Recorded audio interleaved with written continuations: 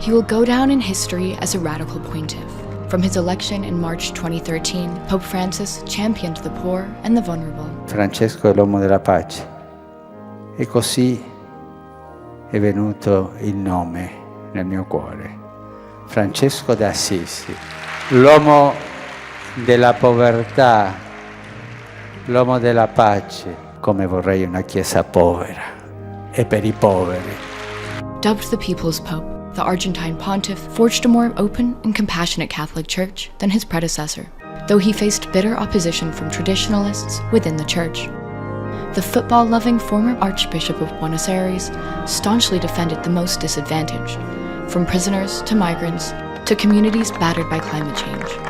Call for a courageous and responsible effort to redirect our steps and to avert the most serious effects of the environmental deterioration caused by human activity.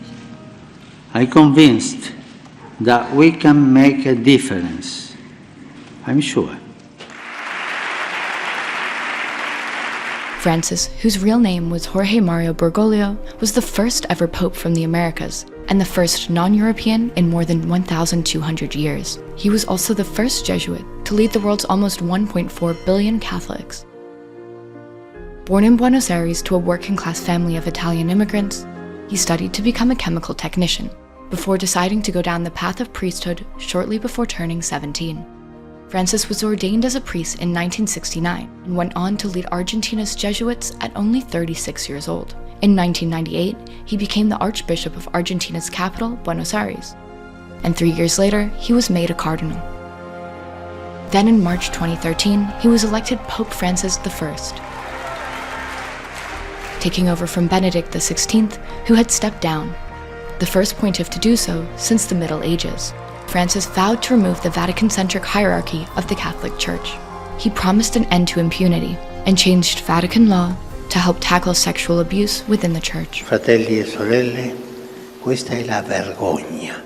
La vergogna che oggi tutti noi dobbiamo prendere in mano e chiedere perdono e risolvere il problema. Francis allowed divorced and remarried believers to receive communion and approved the baptism of transgender people and blessings for same-sex couples. Condannare una persona così è peccato. E criminalizzare le persone di tendenza omosessuale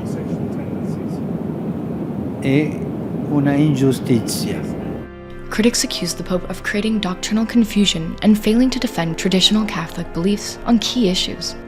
Tensions with the conservative Catholics marked the Synod Congress that met at the Vatican at the end of 2023, part of a years-long global consultation on the future of the Church, that Francis now leaves unfinished.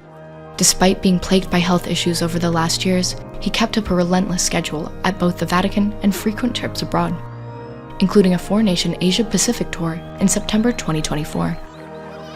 Liliu ami jovem, orgulho e a minha bela colher olha fua, e também sentimento na beca a minha bela colher sai. Francis's desire to chart a different path was evident right to the end, with the decision to be buried not at St. Peter's Basilica, but at Rome's Santa Maria Maggiore. He will become the first pope in more than 100 years to be laid to rest outside the Vatican, also rejecting the tradition of popes having 3 nested coffins, instead choosing to be buried in just one. His death sets in motion centuries-old traditions, which will culminate in a gathering of a conclave of cardinals to choose a successor.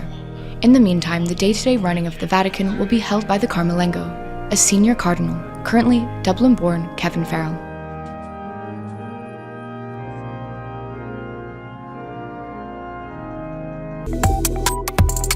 Subscribe to One India and never miss an update.